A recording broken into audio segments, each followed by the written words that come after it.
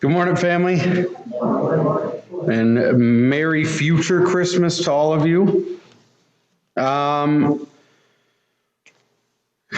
If you weren't already aware, we're going to do kind of a Christmas deal on Wednesday night at normal Bible study time. So if you want, you can come in. We're going to sing some songs and read the story of Jesus' birth. Today, I want to talk to you about kind of the nature or the reaction that this time has for people.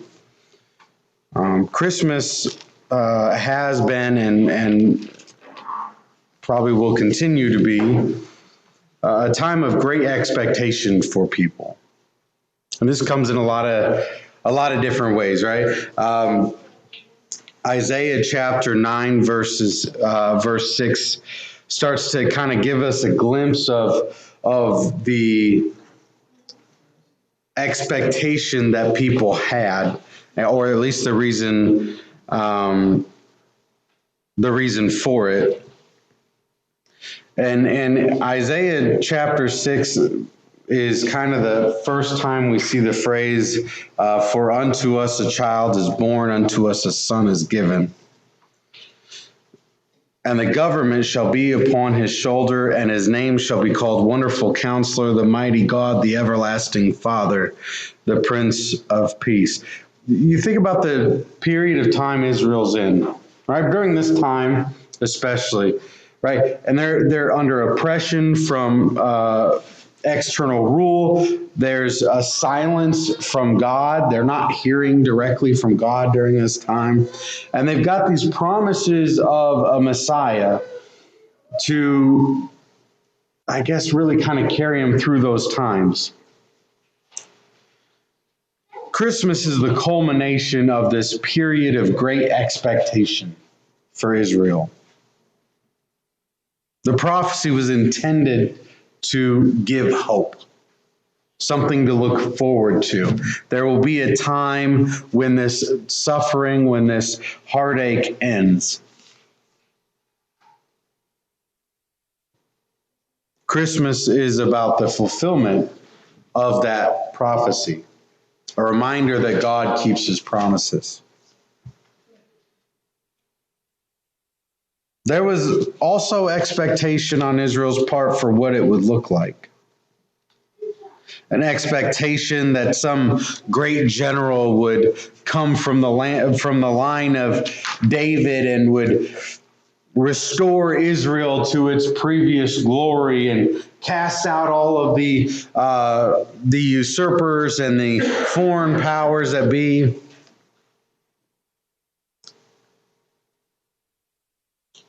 So, but this expectation didn't come from God. There was no prophecy that declared that to be so. It's simply the expectation that people had.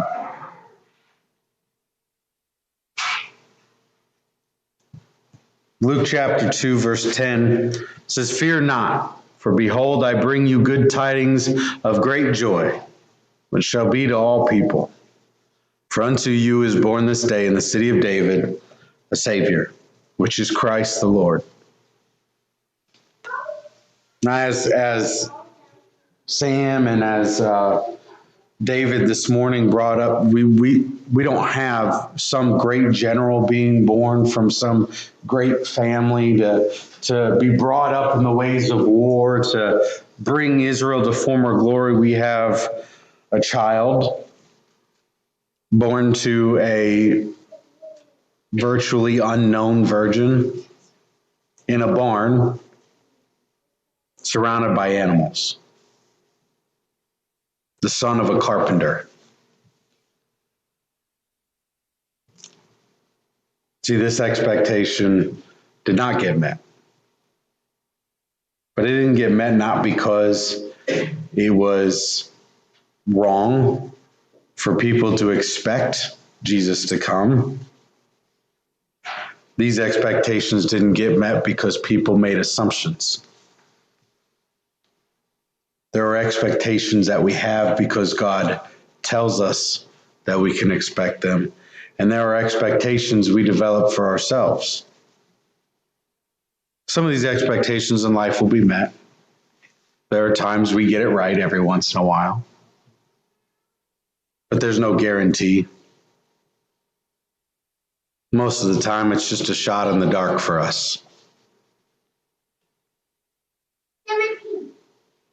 But all the prophecies that tell us anything about Jesus, every messianic prophecy from the Old Testament came true to the letter. 100% correct, 100% of the time. Expectations based on what God has said is not a gamble. There's no game of chance.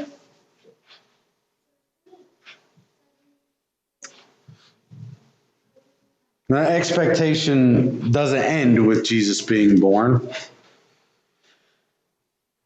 It continues on, right? And Christmas has really kind of came to be more than just the birth of Jesus, but a reminder of the love that God has for us.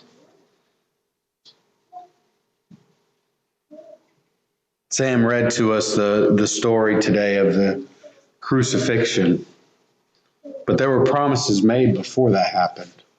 John chapter 14, verse 3 says, "And if I go and prepare a place for you, I will come again and receive you unto myself, that where I am, there ye may also be." So we have an expectation period leading up to Jesus' birth. And then Jesus comes and he lives and he teaches all the things that we should know and we're supposed to know and didn't know. And he tells the disciples he's going to die.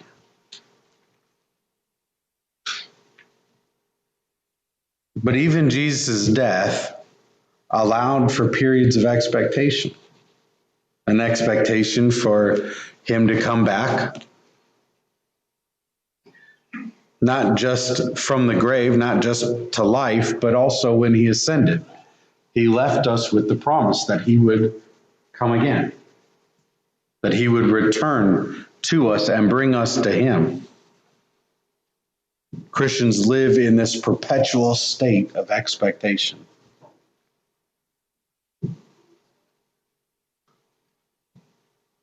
And it's a source of comfort, I think, in a world of maybes and ifs and perhaps, in a world of insecurity and unsurety. We have a promise that we can put faith in, a promise that we know will be fulfilled because it is based on what God has said.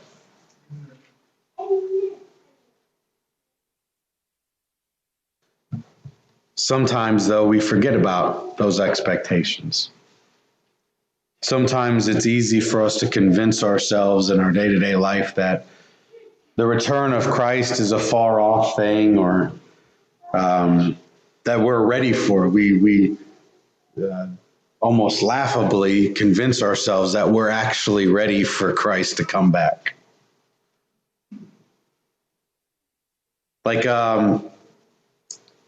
when my wife tells me to be ready to go on a trip by the time she gets off work, she wants to go as soon as she gets home. Yes, I'll be ready, and then she'll message me or call me an hour before she gets off work. She's like, "I'm gonna be home in an hour. Are you gonna be ready to go?" "Yep, I'll be ready to go." I haven't even started packing. Not even a remote chance I'm gonna be ready to go by the time you get home. But I'm not lying. Like, I actually believe that. It's never once worked. Similarly, we convince ourselves that we have time. We convince ourselves that we're as ready as we need to be so that when Jesus comes back, we can pack that final bag real quick and we'll still make it on time.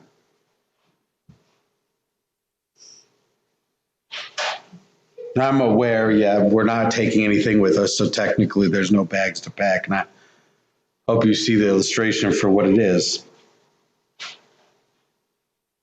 Jesus isn't going to stand at our doors waiting for us to get ready.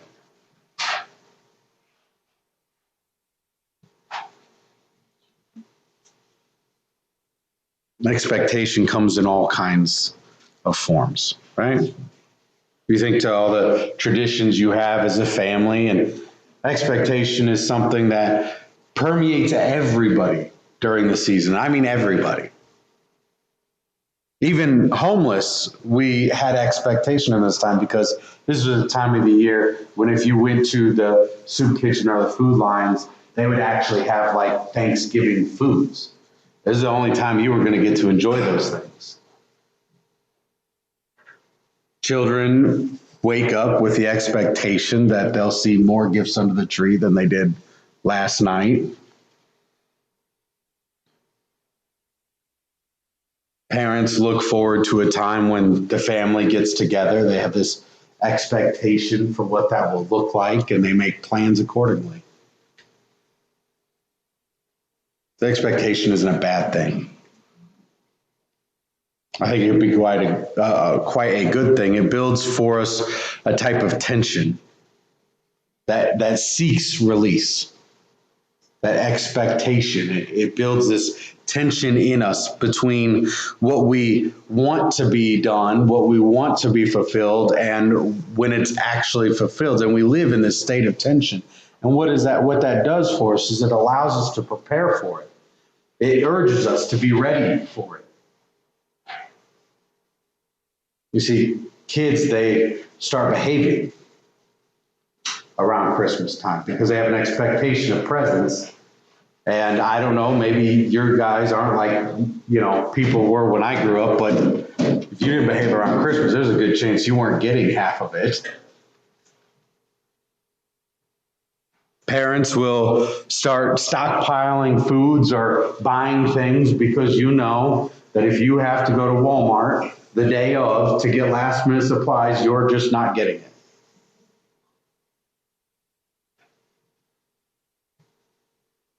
Expectation urges us to be prepared for the fulfillment of that expectation. That tension serves a purpose. See, Israel being an expectation of the coming of the Messiah built for them a type of tension, and it urged them to ready themselves for it. And they tried. We talked about this morning how the Pharisees and Sadducees, they didn't want to be ungodly. They didn't want to be unrighteous. Their whole purpose was to urge Israel to a state of righteousness so that God would return to them. Israel lived in this perpetual state of tension and conflict, internal conflict, waiting for the Christ to come. That tension sought relief with John the Baptist. When he comes and he's talking about the kingdom of God is coming. It's at hand. It's here, guys. This is imminent. This isn't something I hope that my kids get to see one day. It's coming right now. And he urges people, be baptized, start your path of repentance. Turn back to God now because he's coming. See, that state of expectation that Israel lived in allowed them to hear him. It allowed them to listen when he spoke on these things. And I'm convinced without that expectation, without those prophecies, it would have fallen on deaf ears. Nobody would have been concerned about it.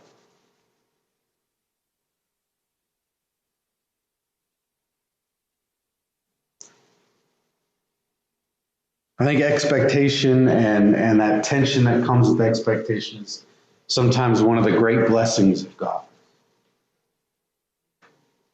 But much like people's expectation that Christ would be some great military leader or general for Israel's army, if we don't put our expectations on the right thing, we can be led astray. And we'll miss the truth when it happens. When we allow ourselves to accept things based on the words of man, we allow ourselves to be fooled. And then when the truth comes to pass, we might not even recognize it. That is the struggle people had with Jesus, is it not? When he goes to his own hometown and they say, wasn't this John's son? And this the son of a carpenter? Why is he talking to us about these things? Even his own disciples struggled with this. They recognize him as a great teacher. But they're like, okay, so when are we going to go get the army? When are we going to go start getting up some swords and shields? When is this happening? They struggle with that pretty much all the way to the end, didn't they?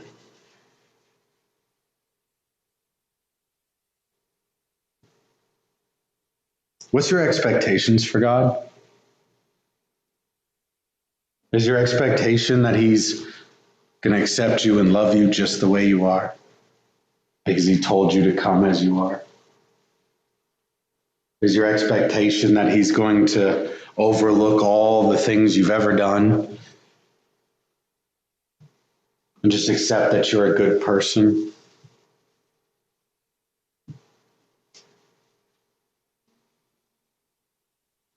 Is your expectation that you will have to stand before him? That you'll have to give voice to all the things you refuse to talk about because of the guilt you feel? That you'll have to explain to God why you talked to this person in a certain way or treated that person in a certain way, why you allowed this certain sin to take hold in your life instead of asking him for help? What is your expectation of the return of Christ? Is it the end of suffering? Or is it the beginning of it?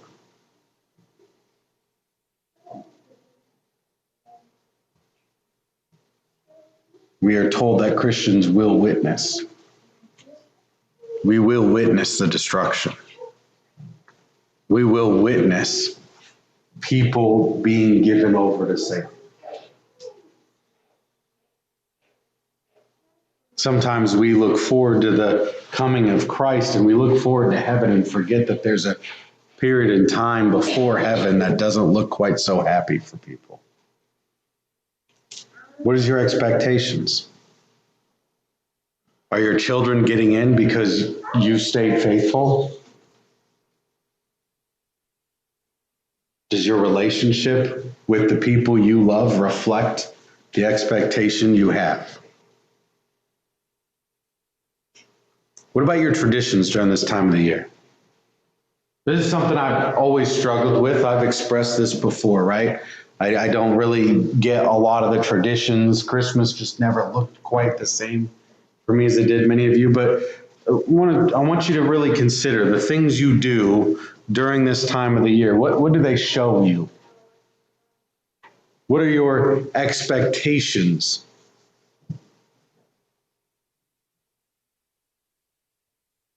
Is this a time for everyone to put aside their differences and act like they don't exist?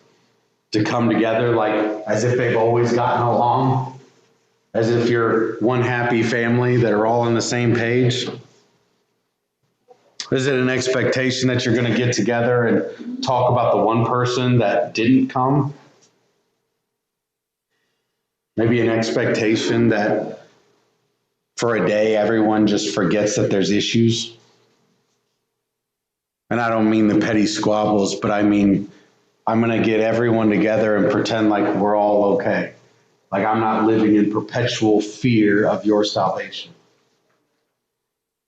What is your expectation? What do your traditions show you that your expectations are? What's your day based on? What's the priorities for the day?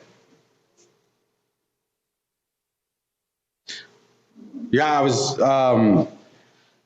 believe it or not, I still actually do things like this. I thought I would stop when I got out of college, but I didn't. I called 62 different families that claim to be Christians, some within the Church of Christ, some in other churches, and asked them what the first thing they do is on Christmas. And almost to a letter, percentage-wise, it amounts to 97%, point some decimals. They all said, well, we all go downstairs and we make coffee and have breakfast and the kids open presents. But interestingly enough, I did the same thing. I called the same number of people 4 months ago and asked, what are you going to do on a Wednesday morning? 73% of them told me that the first thing they do is get up and they pray.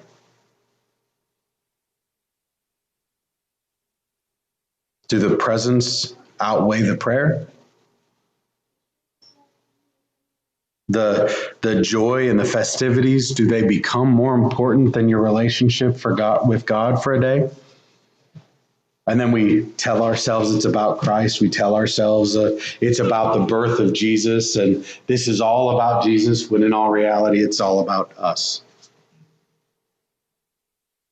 Now, I understand. I don't want to sling mud at anyone's traditions. I'm not telling you to not do the things you've done. As a family, those traditions can serve a purpose and they can be important. I'm only urging you, don't allow yourselves to become hypocrites. Don't allow yourselves to become vain. If you are a people who accept that Christmas is about Jesus and the expectation of his return, then I urge you to allow it to be about that.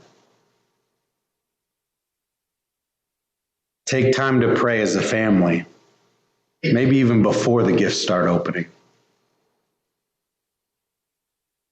Take time to acknowledge the blessings of God even while you thank one another for the gifts that have been given. Take time to pray for the year ahead. Take time to pray for the ones that aren't there.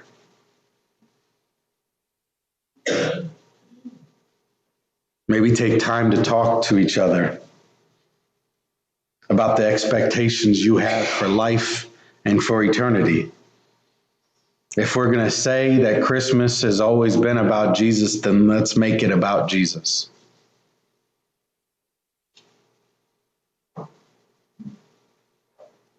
I don't hope to take away the traditions of anybody here, only maybe to add some to those that are lacking. Live with great expectation. Live with the expectation that your children are not going to forsake the teachings that you give them. Live with the expectation that they will love you enough to hear you when you correct them. Live with the expectation that there is a hope for those living without hope. Live with the expectation that those who've forsaken God will return to him. Live with the expectation that God and his Son are watching over you. Because when we live with these expectations, it builds a tension in us that seeks fulfillment. If your expectation is that a family member who does not know God will come to know God, and you expect that, it will build a tension that forces you to seek resolution. It will urge you to tell them, to remind them, and if need be, love them into submission.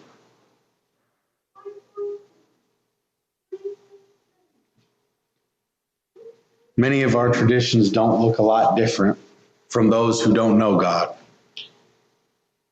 Whether you're a Christian household or a non-Christian household, the tree still goes up. The gifts still get wrapped. Many of the same stories still get told. So this Christmas, I urge you, take time to be holy. For the Lord your God is holy. This morning we offer to anyone, as we always do when we gather together, if you have needs of any kind, or prayer or reconciliation or baptism, whatever your needs are this morning, we ask that you bring those needs forward and make them met, or make them known, so we can help you see them met as we stand and sing.